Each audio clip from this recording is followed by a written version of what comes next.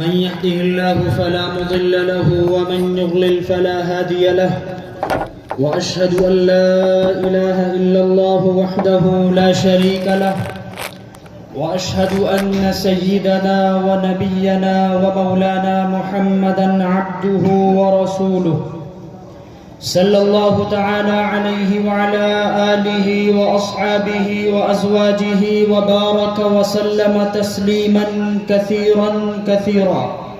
أما بعد، فأعوذ بالله من الشيطان الرجيم. بسم الله الرحمن الرحيم.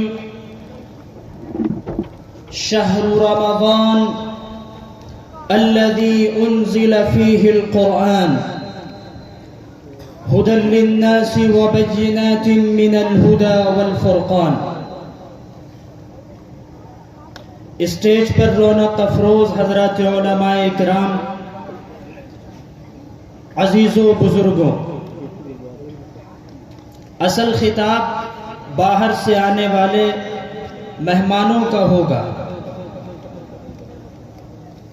الحکم فوق الادب کے تحت آپ حضرات کے سامنے جو کچھ اپنے بڑوں سے سیکھا ہے وہی سبق سنانے اور اسے دہرانے آیا ہے. عزیزان گرامی، ابھی ہم سے قبل مولانا حسان صاحب نے استقبال رمضان کے تعلق سے چند باتیں عرض کی. اسی استقبال رمضان کے تعلق سے دو تین باتیں آپ کے سامنے رکھوں گا، پھر اپنی جگہ لوں گا. رمضان آنے سے پہلے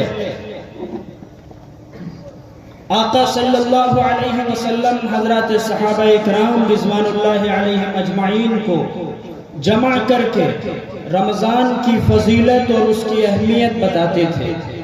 احادیث سے پتہ چلتا ہے کہ 2 ماہ قبل سے حضور پاک صلی اللہ علیہ وسلم حضرات صحابہ اکرام رضوان اللہ علیہم اجمعین کو وقتاً فوقتاً بتاتے رہتے تھے کہ تمہارے سامنے جو مہینہ آنے والا ہے وہ بڑا بابرکت ہے، بڑی رحمتوں والا ہے، بڑی شفقتوں والا ہے، اس کی تیاری ابھی سے کرو. حدیث پاک میں آتا ہے آقا صلی اللہ علیہ وسلم جب رجب کا چاند دیکھتے تو فرماتے اللہم بارک لنا فی رجب و شعبان وبلغنا الی رمضان، کہ اللہ رجب کا چاند نظر آ گیا ہے، رجب کا مبارک مہینہ شروع ہو چکا ہے، اور رمضان سے پہلے جو 2 مہینے ہیں رجب اور شعبان، ان میں برکت عطا فرما اور ہمیں رمضان کے مبارک مہینے تک پہنچا.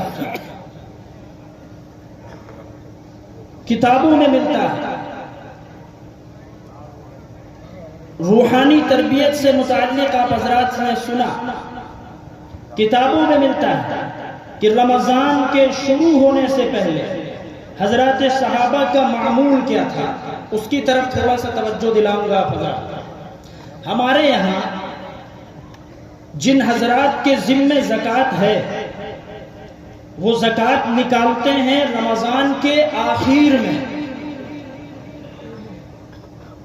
اور ان سیٹھوں کی وجہ سے اکثر مدرسے کے سفرا حضرات تراویح سنانے سے محروم رہتے ہیں، کیونکہ یہ زکوٰۃ ہی نکالتے ہیں رمضان میں. میں جو آپ حضرات کو حضرات صحابہ کا معمول بتا رہا ہوں، یاد رکھیے گا کامیابی انسان کو جبھی ملتی گی 100% جب وہ آپ صلی اللہ علیہ وسلم اور حضرات صحابہ کے بتائے ہوئے طریقے پر چلے. حضرات صحابہ کا معمول یہ تھا کہ جب رمضان کا مہینہ قریب آتا تو آپ عرب کی گلیوں میں چکر لگاتے تھے. کون سا مسلمان ایسا ہے جو ضرورت مند ہے، کون سا مسلمان ایسا ہے جو رمضان کے مہینے میں روزے رکھے گا اور اس کے گھر میں سحری اور افطاری کا انتظام نہیں ہے، کون بیوہ ایسی ہے، کون غریب ایسا ہے. یہ مسلمانوں کی تاریخ ہے. اور اللہ معاف کرے آج ہمارا مزاج اس کا برعکس، اس کے بالکل برعکس.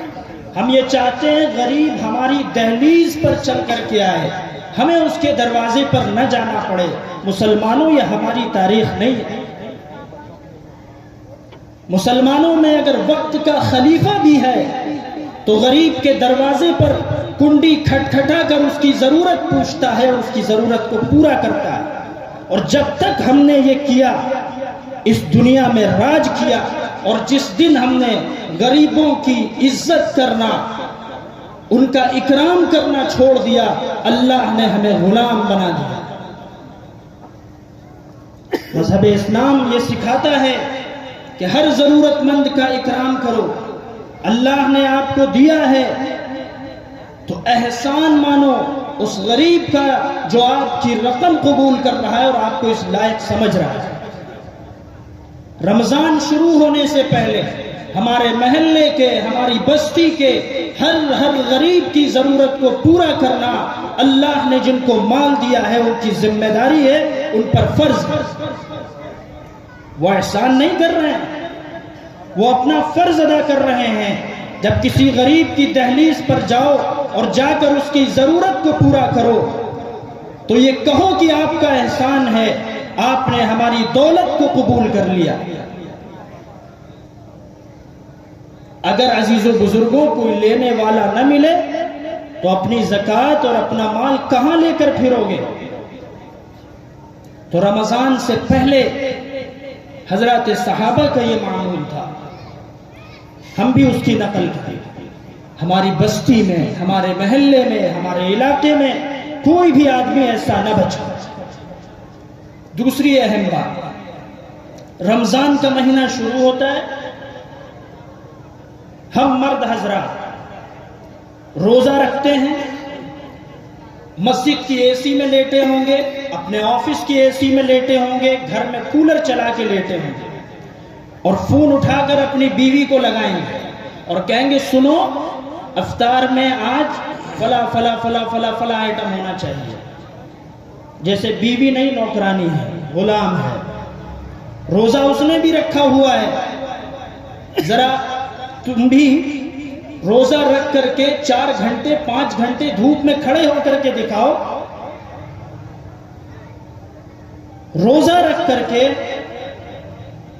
مرد کے پریشر میں آ کر کے گھر کی مستورات ظہر کی نماز پڑھ کر کے کچن میں گھستی ہیں اور افطار کے وقت باہر نکلتی ہیں.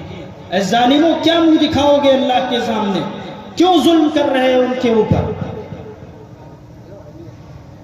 وہ ڈرتی ہیں اور خوف کھاتی ہیں کہ ہم اپنے شوہر کے لیے تیار کر رہے ہیں، نمک زیادہ ہو گیا، مرچ کم ہو گیا، ڈانٹ پڑے گی. اللہ اللہ کر کے وہ کھانا تیار کرتی ہے. ان کا بھی تو حق ہے عبادت کرنے کا. رمضان جیسا مبارک مہینہ آیا، اگر حساب لگایا جائے تو رمضان المبارک کے 30 دنوں میں 15 دن ہماری اور آپ کی فرمائشوں کی وجہ سے ہمارے گھر کی مستورات کے کچن میں گزرتے ہیں. عزیز و بزرگوں، یہ ظلم نہیں تو کیا ہے؟ رمضان کا مہینہ اس لیے اللہ نے عطا کیا کہ اچھی اچھی ڈشیں کھاؤ. یہ اس لیے ملا تھا کہ جو کچھ کمی اور کوتاہیاں ہو گئی ہیں ہم اس کو معاف کریں، معاف کروائیں، اللہ کے سامنے روئیں، اللہ کے سامنے گڑ گڑائیں، خود بھی اور اپنے گھر کی مستورات کو بھی، اپنے گھر کے بچوں کو بھی عبادت کے لیے ابھاریں. یہ مہینہ اس لیے عطا کیا گیا تھا. تو یہ 2 کام ہمیں اور آپ کو عزیز و بزرگوں کرنا ہے کہ گھر کی مستورات کے اوپر رمضان کے مبارک مہینے میں ظلم نہیں کرنا ہے. دوسرا، اپنے محلے میں، اپنی بستی میں کوئی بھی ایسا ضرورت مند نہ بچے کہ جس تک ہم رمضان شروع ہونے سے پہلے اس کا سامان نہ پہنچا دیں. اللہ ہم سب کو اس مبارک مہینے تک پہنچائے. جو کچھ باتیں کہی گئی اس پر عمل کی توفیق عطا فرمائے. وآخر دعوانا الحمدللہ. ماشاء اللہ، جزاک اللہ کہ چشمہ باز کر دی، مرابا جان جا ہم راز کر دی. یہ تھے حضرت مولانا اسرار الحق صاحب فلاحی دعوت برکاتہم العالیہ. بہت ہی مختصر وقت میں بہت قیمتی نصیحتوں سے نوازا. رمضان المبارک کی آمد سے پہلے ہمیں رمضان المبارک کی تیاریاں کرنی ہیں، گناہوں کو چھوڑنا ہے. سب سے اہم چیز یہ ہے استقبال رمضان کے عنوان سے کہ گناہوں کو چھوڑنا ہے. ہوتا یہ ہے کہ ہم یہ سمجھتے ہیں اب تو شیطان بند ہو گیا، اب تو گناہ چھوڑنے کی ہمیں کیا ضرورت، اب تو خود ہی بخود چھوٹ جائیں گے. ایسا نہیں ہے، اس کے لیے کوشش کرنی پڑتی ہے. آپ ایک اشکال پیدا ہوتا ہے جب شیطان بند ہو گیا تو گناہ کیوں ہو رہے ہیں؟ آپ دیکھیں سائیکل کو کبھی گھر پہ جا کے اسٹینڈ پہ کھڑا کریے گا اور اس کے پیڈل کو خوب دیر تک گھماتے رہیے اور اس کے بعد چھوڑ دیجیے. اب چھوڑ دیجیے، دیکھیے پہیہ رک جائے گا؟ نہیں رکے گا. ابھی بہت دیر تک چلتے دھیرے ہوتے بہت دیر میں رکے گا. اگر آپ اس کو روکنا چاہتے ہیں تو اس کے لیے آپ کو بریک لگانا پڑے گا.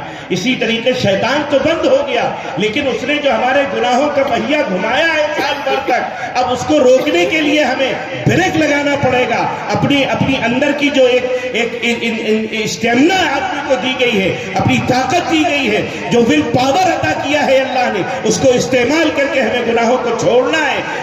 بدنگاہی سے بچنا ہے، بد زبانی سے بچنا ہے، بد کلامی سے بچنا ہے، حرام لقمے سے بچنا ہے، اور لوگوں کی چغل خوریاں کرنے سے بچنا. یہ سب چیزیں رمضان المبارک کی تیاری میں داخل ہیں. اللہ تبارک و تعالی ان سب باتوں پر جو حضرت مولانا نے عرض کی ہمیں عمل کی توفیق عطا فرمائے. اب میں ایک بار پھر تلاوت کلام اللہ کے لیے قاری خوش الہان جناب حضرت قاری محمد شاہد صاحب جو قنوج سے تشریف لائے ہیں، میں ان سے بہت ہی ادب کے ساتھ التماس کر رہا ہوں قاری محمد شاہد صاحب تشریف لائیں اور اپنی سریلی آواز سے تلاوت کلام اللہ پیش فرمائیں. روک کے دوبارہ شروع